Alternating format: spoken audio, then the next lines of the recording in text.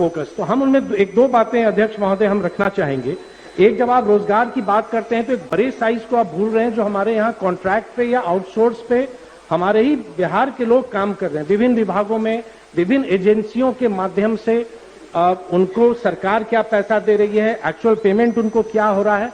तो हमारे यहाँ कहीं ना कहीं वैकेंसी है, तभी हम उनसे काम ले रहे हैं। दूसरा, जब हम अपने यहाँ अगर हम एक हमने देखा 2015 का सुशासन का कार्यक्रम, जब नई सरकार 2015 में बनी थी, तो उसमें 20 वर्ष से 25 वर्ष के युवाएं जो अनएम्प्लॉयड हैं उनको 1000 रुपया प्रतिमाह देने का एक उसमें तय किया गया था कि उनको 2 वर्षों तक वो दिया जाएगा जब तक उनको रोजगार नहीं मिलता। फॉरेन डायरेक्ट इन्वेस्टमेंट, अध्यक्ष महोदय, हम 90 के दशक में नहीं जाना चाहेंगे कि जब आर्थिक उदारीकरण प्रारंभ हुआ तो बिहार उससे वंचित रहा।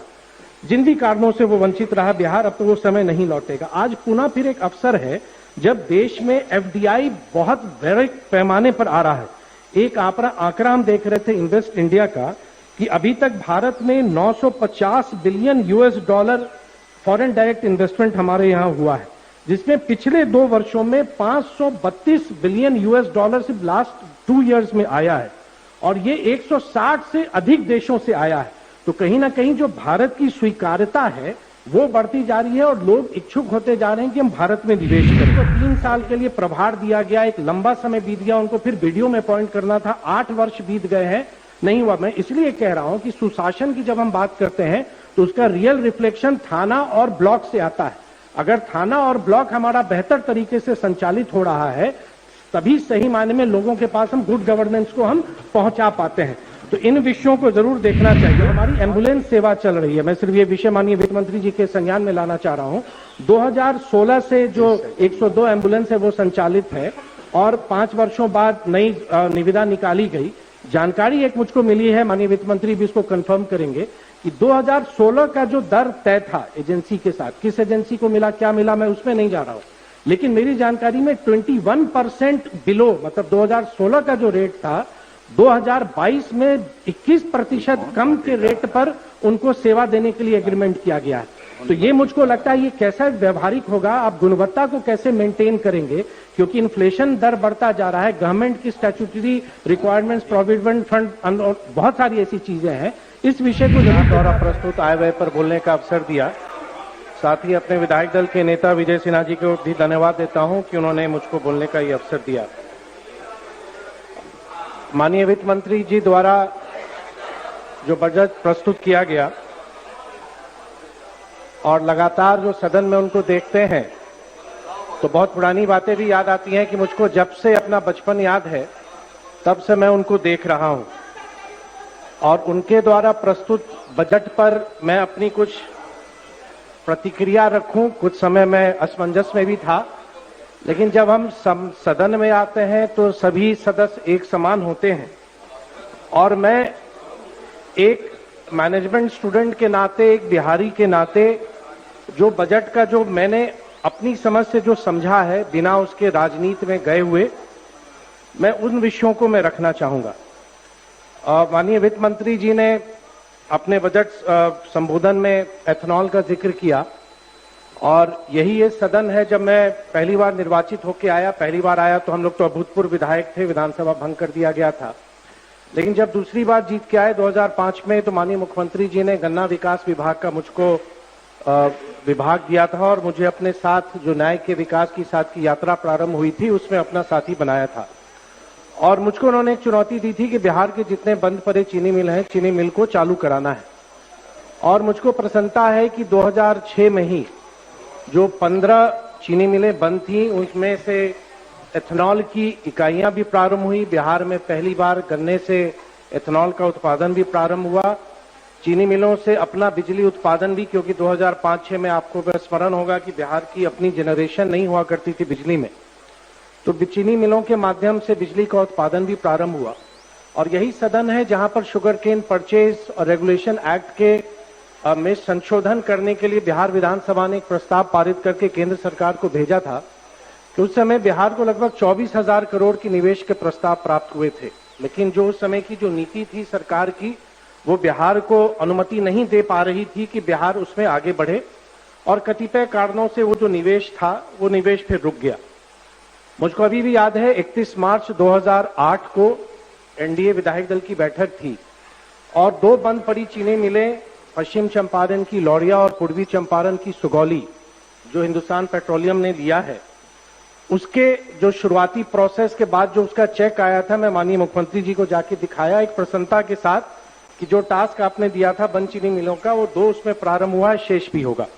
लेकिन नहीं मालूम क्या हुआ, 13 दिन बाद ही सभी मंत्रियों का विभाग बदल दिया गया और बहुत सारे मेंबर अभी भी हैं, एक दो जो उस समय के भी मंत्रिमंडल में थे, लेकिन ये मेरी भी समझ के बाहर था कि ऐसी क्या परिस्थिति हुई कि सभी मंत्री जो उस समय कार्य कर रहे थे, सभी का विभाग बदला गया। और अब तो नए मंत्री बनते हैं, सीधे कैबिनेट बनते हैं। हम लोग राज्य मंत्री बने थे, लेकिन राज्य मंत्री के साथ स्वतंत्र प्रभार मिला था।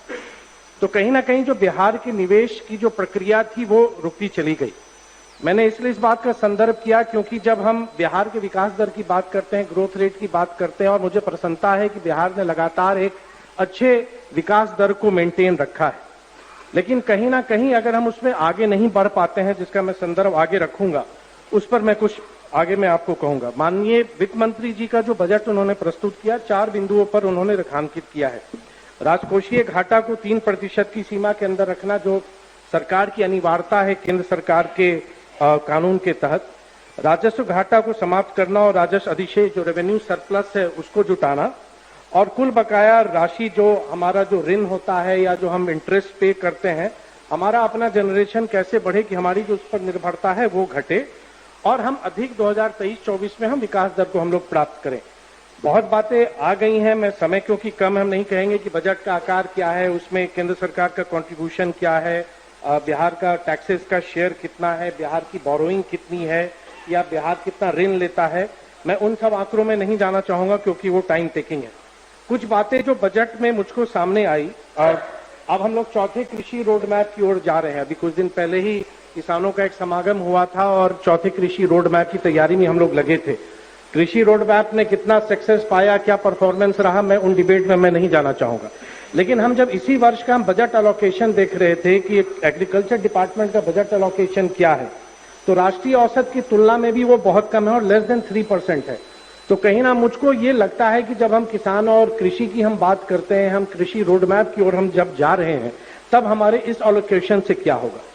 रोजगार पर बहुत बल दिया गया और मुझको लगता है कि आने वाले समय में स्मॉल एंड मीडियम एंटरप्राइजेज जो लघु और सूक्ष्म उद्योग हैं, उनकी बहुत बड़ी भूमिका होती है रोजगार सृजन में। हमने उद्योग विभाग का बजट देखा तो 1% का उनका एलोकेशन है। तो हम नहीं समझ सकते हैं कि अगर आप दूरगामी विकास दर की बात करते हैं और उसको सस्टेन करना है तो आप कैसे जाएंगे। हमारी जो भी राशि है उसमें अधिकांश राशि हमारी रीपेमेंट में जाती है। तो हम एक्चुअल जो हम अपना एक्सपेंस करते हैं, आप चाहे डेवलपमेंट स्कीम्स पे, प्लान स्कीम्स पे, उसके लिए राशि हमारी कम होती है क्योंकि मेजर पार्ट हमारे बजट का जो हमारा डेट है, जो इंटरेस्ट है, उसके रीपेमेंट में जाता है। आरबीआई का एक डेटा मुझको दिखा और आरबीआई का एक रिस्क एनालिसिस है जो आरबीआई बुलेटिन जून 16, 2022 का है, माननीय मंत्री जी भी अवगत होंगे। कुछ राज्यों को हाईली स्ट्रेस, मतलब जो डेट वाले रिस्क जोन में आरबीआई ने चिन्हित किया है, उसमें बिहार भी है। मैं सिर्फ इसलिए ये बातें को संज्ञान में ला रहा हूं कि सब चाहता है बिहार आगे बढ़े और मैं सरकार की आलोचना नहीं कर रहा हूं। मैं सिर्फ इन विषयों को सरकार के संज्ञान में ला रहा हूं कि इन विषयों को हमको ध्यान में रखना है कि अगर हमारा राज्य, हमारे डिपेंडेंसी अगर बहुत बढ़ती जाएगी, बोरोइंग्स पे हमारे उतने अर्निंग नहीं है, हमारा रेवेन्यू जनरेशन नहीं है, तो कहीं ना कहीं हमको ये नुकसान होगा। एफआरबीएम का माननीय मंत्री जी ने जिक्र किया, लगातार 2005 से एक बेहतर फिस्कल मैनेजमेंट की ओर है हम लोग। 2005 में जब सरकार बनी एनडीए की, तो बिहार की जो कैपेसिटी थी, जो उस समय का बजट आकार था और आज के बजट आकार की आप तुलना करेंगे, बिहार ने अपने संसाधनों को, अपने सिस्टम को बेहतर बनाया और उस बेहतर बनने का परिणाम है कि आज हमारा बजट साइज 2,60,000 करोड़ से भी अधिक की ओर जा रहा है। तो बुनियाद उस समय रखी गई। साथ ही एक हमको बड़ा विस्मय भी लगता है कि हम ग्रोथ तो हमारा हो रहा है, लेकिन प्रति व्यक्ति आय जो है, मतलब वो क्यों नहीं हमारा बढ़ पा रहा है। मतलब Bihar is growing but Biharis are not growing. मतलब ये क्या एक विडंबना है या ये क्या प्रश्न है। हम अभी का देख रहे थे कि राष्ट्रीय औसत अगर प्रति व्यक्ति आय देखते हैं तो ऑलमोस्ट लगभग 2 लाख के आसपास है, 1,97,000। बिहार का लगभग 50,000 के आसपास आता है। वहीं पे फिर हम अपने मिथिला क्षेत्र, क्योंकि उधर से हम आते हैं अध्यक्ष महोदय, तो हमने मधुबनी का देखा। तो मेरी जिज्ञासा हुई कि हम जब नेशनल एवरेज कंपेयर करते हैं, हम बिहार की तुलना करते हैं, तो हमारा मिथिला क्षेत्र का क्या है। तो तो मधुबनी का 22,600 है और सबसे कम हमारा सीमांचल का अररिया का है, बिहार का लोएस्ट है वो। तो ये कहीं ना कहीं हम विकास दर की तो बात कर रहे हैं, विकास दर हम मेंटेन कर रहे हैं, लेकिन हमारा पर कैपिटा इनकम, हमारा प्रति व्यक्ति आय क्यों नहीं बढ़ पा रहा है, ये कहीं ना कहीं हमारे लिए चिंता वाली बात जरूर है। हमारा जो वर्किंग पॉपुलेशन है, हमारा वर्किंग पॉपुलेशन भी उस तुलना में कम है। अगर राष्ट्रीय औसत आप देखेंगे जो 55 के आसपास है, बिहार में लगभग अगर मेल फीमेल हम लोग मिला लेते हैं तो 40% है। तो कहीं ना कहीं जो हमारा वर्क फोर्स है उसकी जो सहभागिता है, समावधि दर, उनको हम मेन स्ट्रीम में नहीं ला पा रहे हैं। हमारे वर्क फोर्स का हमारा जो कैपेसिटी है वो हमारा नहीं बढ़ रहा है। आज हमने एक डेटा देखा, रोजगार पर बहुत जोर दिया गया। ये फरवरी 2023 का सीएमआई का रिपोर्ट है, जो centre for monitoring Indian economy है, कि बिहार का जो अनएम्प्लॉयमेंट रेट है अभी 12.3 है और इंडिया का 7.5 है। तो ये कहीं ना कहीं जब आप रोजगार की बात कर रहे हैं, आप बेटर अपॉर्चुनिटी दे रहे हैं, बजट भाषण में बहुत ज्यादा रोजगार पर था फोकस, तो हम उनमें एक दो बातें अध्यक्ष महोदय हम रखना चाहेंगे। एक, जब आप रोजगार की बात करते हैं तो एक बड़े साइज को आप भूल रहे हैं, जो हमारे यहाँ कॉन्ट्रैक्ट पे या आउटसोर्स पे हमारे ही बिहार के लोग काम कर रहे हैं। विभिन्न विभागों में विभिन्न एजेंसियों के माध्यम से उनको सरकार क्या पैसा दे रही है, एक्चुअल पेमेंट उनको क्या हो रहा है। तो हमारे यहाँ कहीं ना कहीं वैकेंसी है, तभी हम उनसे काम ले रहे हैं। तो अगर हमारे पास वैकेंसी है तो हम उनको क्यों नहीं अब्जॉर्ब करने की बात करते हैं, और वो एक बहुत बड़ा समूह है। दूसरा, जब हम अपने यहाँ अगर हम एक हमने देखा 2015 का सुशासन का कार्यक्रम, जब नई सरकार 2015 में बनी थी, तो उसमें 20 वर्ष से 25 वर्ष के युवाएं जो अनएम्प्लॉयड हैं उनको 1,000 रुपया प्रतिमाह देने का एक उसमें तय किया गया था कि उनको 2 वर्षों तक वो दिया जाएगा जब तक उनको रोजगार नहीं मिलता। ये आंकड़ा मैं फिर ढूंढना चाहा कि इसमें कितनी प्रगति हुई, कितने यूथ को दिया गया, लेकिन नहीं हुआ। तो मेरी चिंता यह है कि आप सरकारी निवेश से आप या सिर्फ गवर्नमेंट में जो हमारी गवर्नमेंट की कैपेसिटी है जॉब्स की, वो उतनी कभी नहीं हो सकती है कि बिहार के सभी युवाओं को दें। तो हमारे पास अल्टरनेटिव क्या है कि क्योंकि इनके बजट भाषण में सेल्फ एम्प्लॉयमेंट पर भी जोर था कि हम स्वरोजगार की ओर बढ़ेंगे। तो हम स्टार्टअप, जो क्योंकि एक पूरे विश्व में एक स्टार्टअप एक बहुत बेहतर विकल्प के रूप में सामने आ रहा है, तो मेरी दृष्टि स्टार्टअप पर गई। और आज हमें गर्व होना चाहिए कि विश्व में भारत जो स्टार्टअप का इकोसिस्टम है उसमें तीसरे स्थान पर है, और ये सब हमारे देश के युवाओं की ही देन है। और उसमें लगभग 136 बिलियन US$ का आज हमारा इकोसिस्टम बना हुआ है स्टार्टअप का, और देश में लगभग 92,000 स्टार्टअप रजिस्टर्ड है। लेकिन बिहार में समावधि दर 300-400, हम उस ढंग से नहीं बढ़ पा रहे। तो युवाओं को जब तक हम स्वरोजगार की ओर या अपनी स्कीम्स हैं इनकी, स्टार्टअप को हेल्प करते हैं, लेकिन फिर भी अगर नेशनल लेवल पर अगर हम देखें तो जिस अनुपात में हमको बढ़ना चाहिए हम नहीं बढ़ पा रहे हैं। फॉरेन डायरेक्ट इन्वेस्टमेंट, अध्यक्ष महोदय, हम 90 के दशक में नहीं जाना चाहेंगे कि जब आर्थिक उदारीकरण प्रारंभ हुआ तो बिहार उससे वंचित रहा। जिन भी कारणों से वो वंचित रहा बिहार, अब तो वो समय नहीं लौटेगा। आज पुनः फिर एक अवसर है जब देश में FDI बहुत बड़े पैमाने पर आ रहा है। एक आंकड़ा हम देख रहे थे इन्वेस्ट इंडिया का कि अभी तक भारत में 950 billion US$ foreign direct investment हमारे यहाँ हुआ है, जिसमें पिछले 2 वर्षों में 532 बिलियन US$ सिर्फ लास्ट 2 इयर्स में आया है, और ये 160 से अधिक देशों से आया है। तो कहीं ना कहीं जो भारत की स्वीकार्यता है वो बढ़ती जा रही है और लोग इच्छुक होते जा रहे हैं कि हम भारत में निवेश करें। और यही नहीं अध्यक्ष महोदय, लॉकडाउन, जब पूरा संपूर्ण विश्व लॉकडाउन को झेल रहा था, उस समय भी लगभग 83.5 बिलियन US$ हमारा फॉरेन निवेश आया था। समय कम है अध्यक्ष महोदय, मैं 2-3 चीजें सिर्फ सरकार के ध्यान में और माननीय वित्त मंत्री जी के ध्यान में लाना चाहूंगा। एक लंबा समय मेरा सरकार में ग्रामीण विकास मंत्री के रूप में बीता है, और मैं जो विषय रखना चाहता हूं, मैं संशय में भी था कि मैं ये बोलूं या ना बोलूं, लेकिन मुझको लगता है जो मैंने अनुभव किया है उस बातों को जरूर रखें। और माननीय मंत्री जी ने जो हमारा कास्ट सर्वे हो रहा है उसका उल्लेख किया कि 500 करोड़ का लोकेशन है। बहुत सारे सदस्य जो 2010 से 15 के बीच में सदन में रहे होंगे, सोशियो इकोनॉमिक कास्ट सेंसस हम लोगों ने किया था, और बहुत बड़े पैमाने पर पूरे देश में उसका सर्वेक्षण हुआ था, और हम लोगों ने भी किया। जब वो बहुत ही साइंटिफिक तरीके से था, मुझको नहीं जानकारी है, इसलिए मैं ये भी मानता हूं कि मेरे पास किस ढंग से हो रहा है उतनी जानकारी मेरे पास नहीं। हमने बहुत सर्च किया, पब्लिक डोमेन में नहीं मिला। 78 वीडियो कॉन्फ्रेंसिंग हम लोगों ने किया था, 22 फुल पेज विज्ञापन हमने निकाला था लोगों को जानकारी देने के लिए, और 12 ईमेल मैंने सर्च किया, 12 ईमेल हमने माननीय विधानमंडल के सदस्यों को भेजा था कि आप देख लीजिए कैसे कैसे होगा। माननीय सदस्य, आपका मात्र 2 मिनट, बस 2 ही मिनट लेंगे अध्यक्ष महोदय। उसमें प्रॉब्लम ये आई कि जब हम लोगों ने ऑब्जेक्शंस मांगा, जब डेटा रिलीज करने से पहले भारत सरकार का निर्णय था कि उसको सार्वजनिक स्थान पर ही देना है, लेकिन माननीय मुख्यमंत्री जी ने कहा कि प्रत्येक हाउस होल्ड में उस डेटा को दीजिए ताकि लोग को अगर कोई शिकायत है तो उसको वो दूर कर सकें।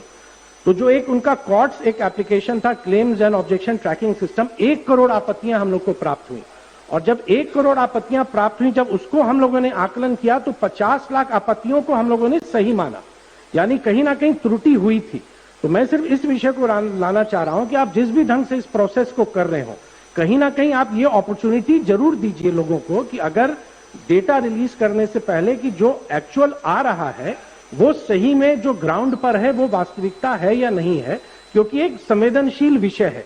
तो इसलिए मुझको सिर्फ मैं एक आपके ध्यान में इस विषय को लाना चाह रहा था। और एक अंतिम बात मैं और कहना चाहूंगा कि प्रभारी मंत्री हमने देखा 2015 का कार्यक्रम, 2010 का कार्यक्रम, 2020 का कार्यक्रम जो सुशासन का होता है, और उसकी मॉनिटरिंग की निगरानी की जिम्मा प्रभारी मंत्रियों को दिया गया है।